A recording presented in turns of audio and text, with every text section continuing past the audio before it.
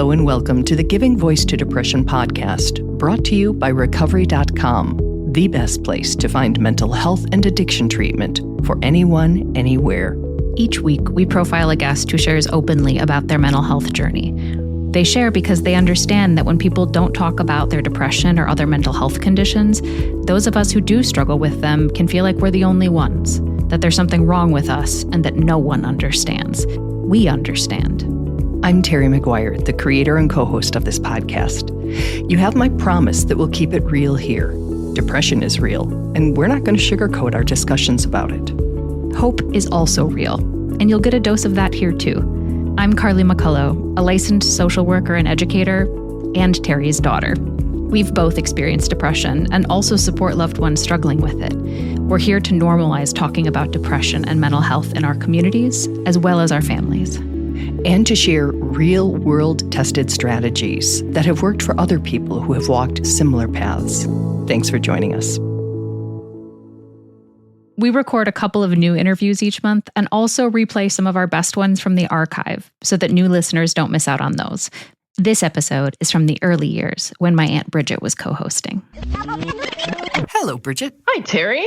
We've spent the last 2 weeks talking with some amazing people who are willing to share their lived experiences and coping strategies with us so that we know that we're not alone and that there are ways out of depression's pit.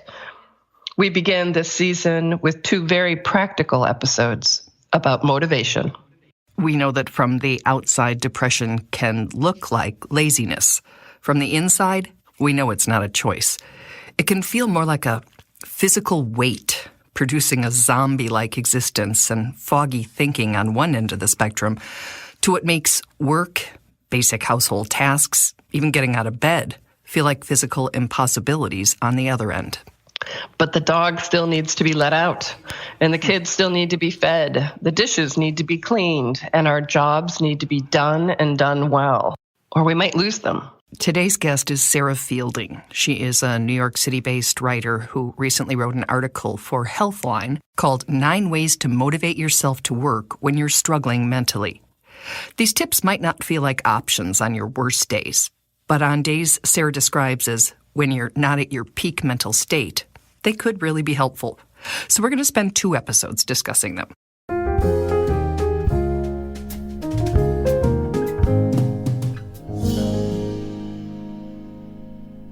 We start with the very concept of starting.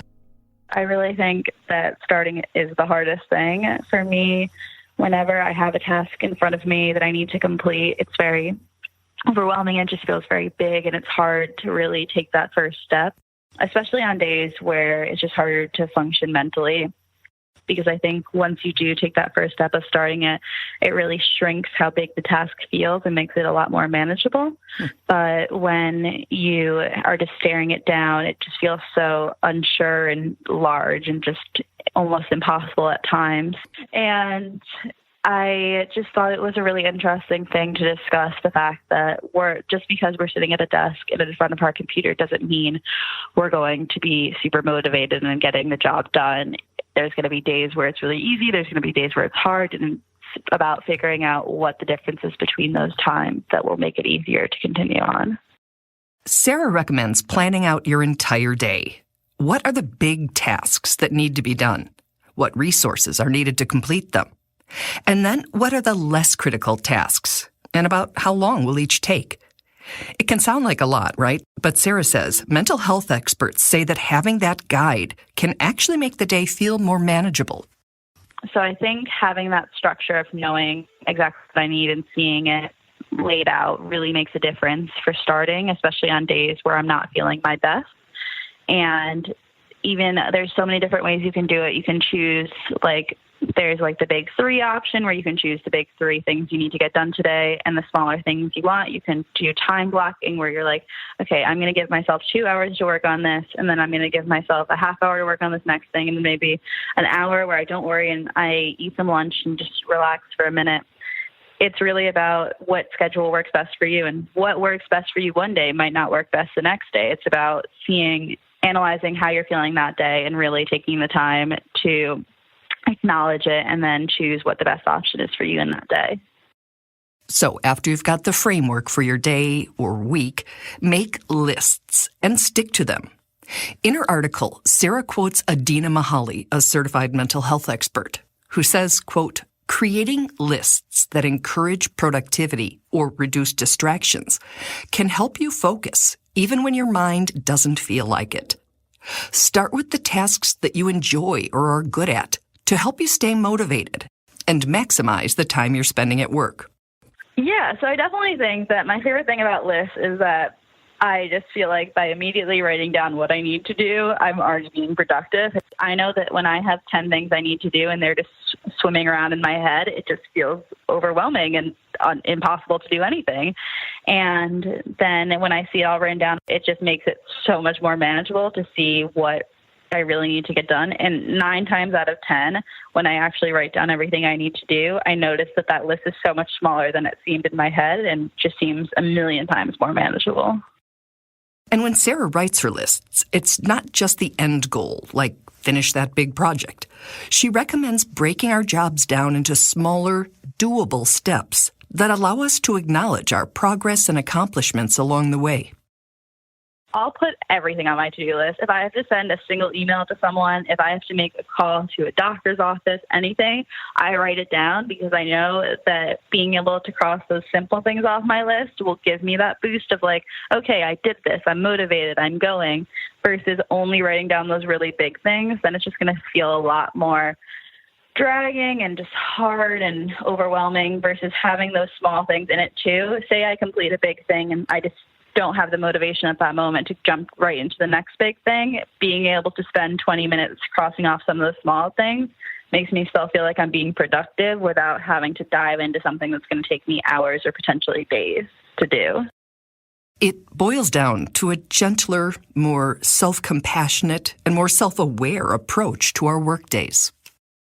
I'm lucky that with freelance, I have more of a flexibility than a lot of people who are working in office. But even within an office job, analyzing kind of like what times you're more productive, like say you have something really big you need to get done, and you know that that midday point is where you really thrive. Getting those like smaller things done in the morning to kind of jumpstart a bit your day, and then really diving in at that point where you're most productive is much better than trying to force it at a different time, if possible. Sarah reminds that while sometimes what's making work hard is something complicated, like depression or burnout, other times you might need a healthy meal for energy, some water if you're dehydrated, or a change of scenery.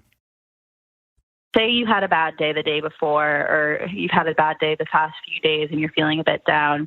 Just looking at that same environment that you were having that in, I think it sometimes can trigger like almost like a muscle memory of, well, I didn't do well yesterday and I didn't do well the day before, and I'm in that exact same place, so I'm probably not going to do well again today. And I think taking some time to step out of that environment, whether it is to take that walk around the block or to go work in somewhere else if you're able to that day, can make a big difference. Number 4 on the list of ways to get and stay motivated is to check in with yourself and be honest. So much of the time when you're having a depressive episode or anxious or something, or you just feel no motivation, it can feel like it's come out of nowhere. Why today do I feel so unmotivated when yesterday I was like on a roll? And it can feel just like random. But in reality, I think most of the time when I really analyze deep into it, and when I've talked to different mental health experts about this, it's really about figuring out that there are underlying things that are bothering you that day, and really digging into what has burnt you out, what you need to get out of that, and really deal with it. So maybe it's that you won't be able to accomplish everything you set out to do today. And I think the most important thing is to realize that that's okay. You're not a failure because you didn't accomplish everything you set out to do that day. You're just human and you're burnt out, and sometimes you're not going to succeed in the best way that you wanted to that day. But I think acknowledging that is a success on its own instead of over pushing yourself and really just completely shutting down, because some days you just can't do everything you set out to do. And anybody from the other side of the spectrum, the employers listening to this, it's like, oh my God, nothing's ever going to get done. If you're like me, and I'm sure a lot of the people who are listening are, we then double time on the days that we are productive and we can get stuff done. I mean, I was working till 9 o'clock last night and it was a holiday. Exactly. I think it's for employers listening. I think the most important thing is realizing that clearly if someone has something that's due that day, most people are going to make sure that they've set the time and will be able to do that. But for things that are not as pressing that day, I think it's important to notice that your employees might need to get not as much done that day. But then because they've taken that time, maybe they've taken a few hours of mental health time and left work a bit early, or maybe they've just been a bit slower that day. But by giving themselves that extra time, it means that they will be in a much better place tomorrow or the next day to really double down and get things done, versus a burnt out employee is not going to be a productive or good employee. And it's interesting because when I hear it, I always, can see both sides of it. There are going to be the people who are like, oh, for God's sake, you work 9 to 5. That's what we all do, or 9 to 9. But there are also all these companies now that you hear about with their chill rooms and their yoga rooms and their breaks and the basketball hoops and how much their productivity goes up because they are respecting the fact that people, with or without a mental illness, have sort of an ebb and flow in their productivity in a given day, in a given hour, and in a given week. So it's just natural to not always be, on your A game. And it's also natural to not always be on your F game. For sure. And I think the most important thing is just at the core of it, acknowledging that we are not all built the same and not all our days are built the same. If you have a team, being able to work as a team is so important, and balance each other out when one person or the other is not having as productive a day. I think at the core of it, it's just acknowledging that you're not a bad person or a bad employee because you're having an off day or a depressed day or just a day that you're not as motivated as the day before. And it's okay to be that way. It doesn't make you a bad employee. And I would dare say that's every human and that's been forever. And we just don't talk about it. It's the guy in his, perfectly pressed handmade suit is not 100% every day. Even if he seems very busy, we can be busy and not be productive. Definitely. I think that busy and productive are two completely different things, because you can look busy as much as you want, but actually being productive and getting the work you need to get done is a completely different thing. Mm-hmm. But actually doubling down and getting the work you need to get done, you need to be in that right mental state and be able to really dig in and know this is the work that I'm getting done and just push forward with it when you're able. And productive can look very unbusy, because I know there are literally times I'll finish an interview and close my eyes for like 10 minutes and I'm not asleep. And sometimes I'll write the whole episode in my head while I'm doing that. But I'll certainly get, the introduction or the framework in my head. And if someone looked at me, they would not know I was working.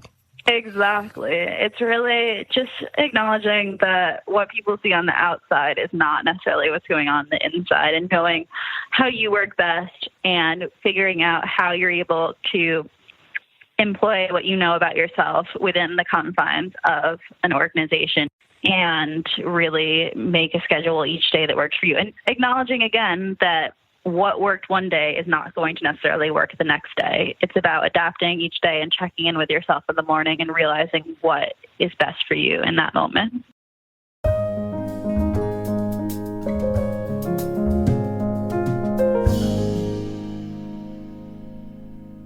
Terry, this is all really reminding me of, tell us the story of the rocks in the jar metaphor that you used to teach your kids for getting things done and prioritizing.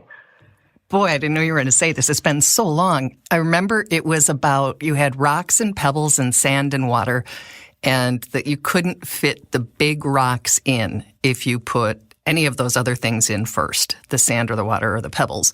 So you start with the big rocks, which would be whatever your main obligations and responsibilities are, including self-care. And then you can put in the pebbles and the sand and the water because it can settle in between the big rocks. But if you do the things that are less important or less necessary to do first, then you don't have any room for the other ones. It's a good one.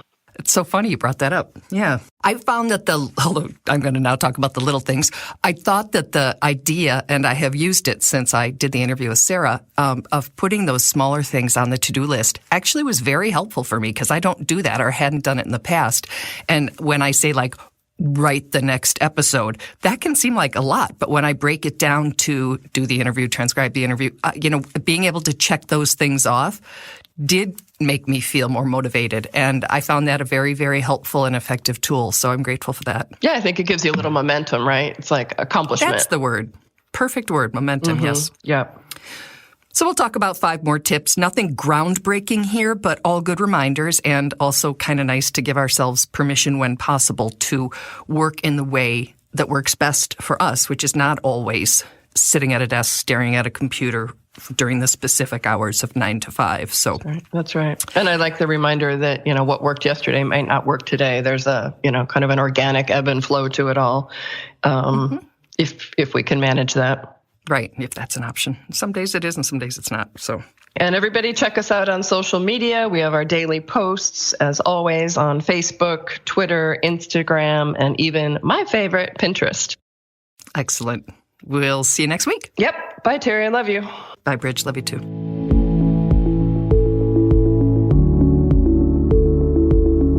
We really hope that this discussion helps give some language or context to your own depression, or ideas for how to support someone else in your life living with it. We invite you to check out the hundreds of episodes in our archive and to explore both the Resource Hub and treatment options on recovery.com. Depression is too dark a road to walk alone. We'll be back next week.